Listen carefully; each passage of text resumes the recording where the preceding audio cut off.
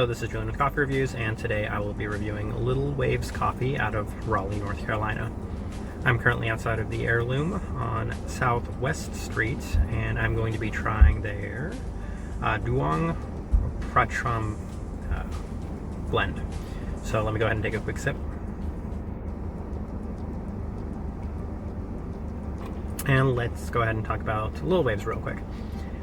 Little Waves, and don't quote me on this, I believe once I did a cupping of their coffee in Seattle, and they're combined with a chocolate shop, and there was this whole little thing about this cupping, so I got a chance to try their coffee back then.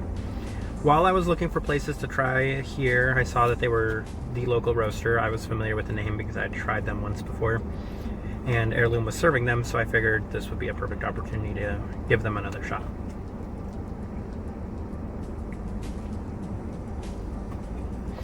Now, from what I remember on that cupping that day, I wasn't the biggest fan. I remember having a kind of lengthy discussion with one of my friends at the cupping as well about this coffee, and I mean, it seemed like it wasn't quite what we were hoping for or expecting. We've been used to doing a lot of cuppings together and kind of getting an understanding of what we really like, and for us that day, I just remember it wasn't the biggest hit.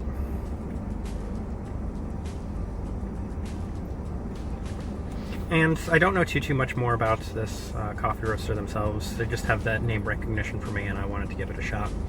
But I'll go ahead and talk about Heirloom Coffee real quick. So it's a cute little shop. There's a pink espresso machine. They've got some pink in the sorts, pink chairs, I believe.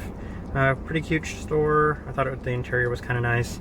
They also serve tea and sake, so I think it's an interesting choice on the coffee selection.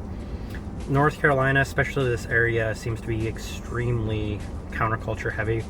So serving something different and unique, I suppose, is huge benefits to a place that might be trying to look for some sort of originality. I thought the shop was nice. They just had this one blend pour over option, and I actually was kind of curious. I said, why not? Again, another blend, which puts it on a disadvantage.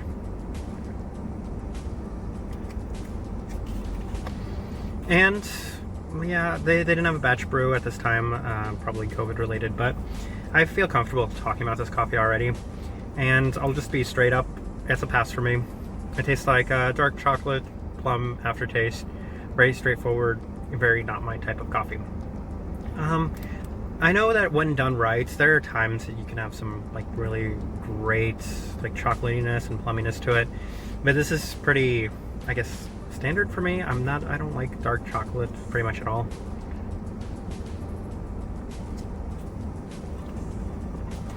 And that's pretty much what I get. It's very forward on that dark chocolate. And the plum afterwards is, again, not my favorite fruit, but I don't think it's as...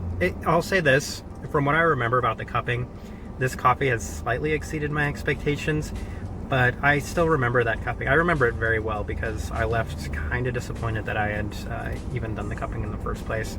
And I'm not trying to knock Little Waves. I don't know too much about them, and maybe one of their other single origins would have been a better coffee for me to try. But as far as this one goes, it's just not my favorite.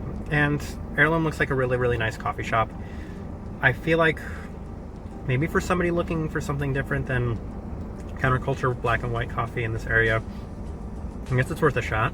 But even then, it's not my top suggestion, honestly. So I'm just gonna put a pass for both.